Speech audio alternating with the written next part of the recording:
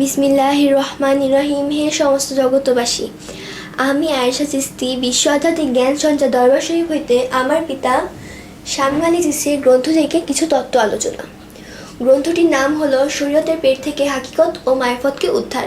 যে সুন্নত মানতে হবে, সুন্নত কত প্রকার এবং কোন সুন্নত মানা জরুরি দরকার, এবং সুন্নত শব্দের অর্থ কি, এই নিয়ে কিছু তত্ত্ব আলোচনা। হে সমস্ত জগতবাসী, আশা করি সকলেই আজকের আলোচনাটি মনোযোগ সহকারে শুনবেন। সুন্নত শব্দের অর্থ কি?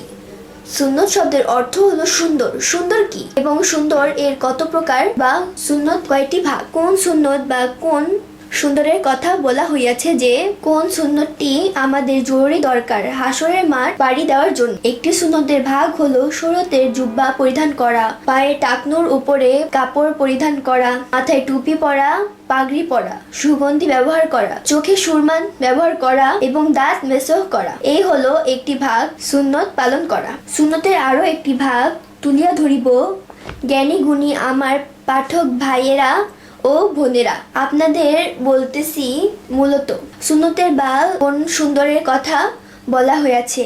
যেমন আমরা শরীয়তের সুন্নতি লেবাস পরিধান করি, এই সুন্নতি লেবাসের ভেতরে থাকিয়া আমাদের চরিত্র ভালো না, অর্থাৎ আমার তোমার চরিত্র সুন্দর না, ব্যবহার কথাবার্তা সুন্দর না, এবং সাদা জুব্বা পরিধান করিতেছি ঠিকই, কিন্তু আমার তোমার মন ঠিক না বা মন সুন্দর না। এমনকি এই সাদা সুন্নতি লেবাস পরিধান করা মানুষের সুন্নতি লেবাস পরিধান করিয়াও মানুষের ক্ষতিও করিতেছি। তাহলে লেবাস দাড়ি সুন্নত মূলত সুন্নতেই পড়ে না। কেউ যদি বলিয়া উঠে এই লেবাসের জুব্বা টুপি দাড়ি চুল নবীজি রাখিয়াছিল, আমি আয়েশা চিস্তি বলিব, ওই জুব্বা টুপি পাগড়ি নবীজি কোন পরিধান করেছিলেন বইয়ের অন্যতায় লেখা আছে, কিন্তু নবীজি এই জুব্বা ভিতরে প্রবেশ করিত,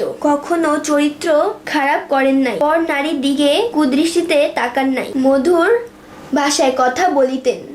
নবীজির দ্বারা কোনো মানুষের ক্ষতি হন নাই, বরং উপকার করিয়াছে। তাহলে বোঝা গেল পোশাক বা সুন্দর লেবাসে মানুষকে ভালো করিতে পারে না। মানুষ একমাত্র হইতে পারে সুন্দর চরিত্রের মানুষের সঙ্গে দিলে এবং রোহানি জগতের জ্ঞানী গুণীদের সাথে ওঠা বসা করলে একমাত্র সম্ভব। তাহলে বোঝা গেল সুন্নত মূলত সুন্দর জ্ঞান, সুন্দর চরিত্র এবং সুন্দর জ্ঞানের মানুষকেই বলা হইয়াছে। বর্তমানে দেখা যায় আমরা অনেকেই সুন্নত বা সুন্দর চরিত্র এবং সুন্দর জ্ঞান ও গুণীদের হইয়া শুধু সুন্নতি লেবাস পরিধান করব না, আসল সুন্নত লাগে আর না, তাহলে শুধু সুন্নত বা সুন্দর লেবাসই পরিধান করব না, চরিত্র ও জ্ঞান গুণের লেবাসও পরিধান করব। আল্লাহ তাআলা আমাদের সকল সুন্নতি পালন করার তৌফিক দান করুক, আমিন। হে সমস্ত জগতবাসী, আজকে আলোচনাটি এতটুকুই। পরবর্তী আলোচনাটি পাওয়ার জন্য আমাদের চ্যানেলটিকে সাবস্ক্রাইব করে রাখুন। সকলের পাশে থাকবেন। আল্লাহ হাফিজ।